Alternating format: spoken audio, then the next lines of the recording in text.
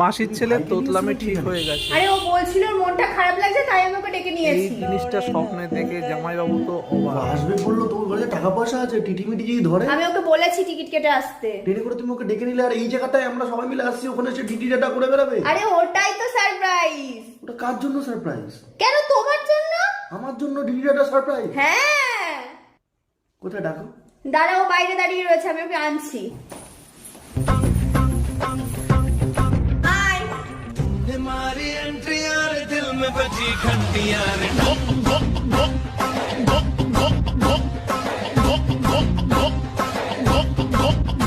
জানো আমার কেমন লাগছে?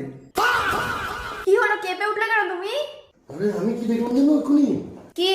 মাসির ছেলে ওই ট্রলির মধ্যে করে ঢুকে এসে আমাকে বলছে, দেখো কেমন লাগছে, ভালো হবে। তা তুমি স্বপ্ন দেখেছো? হ্যাঁ দাদা খাবার না? হ্যাঁ চলো গো, আমারও খুব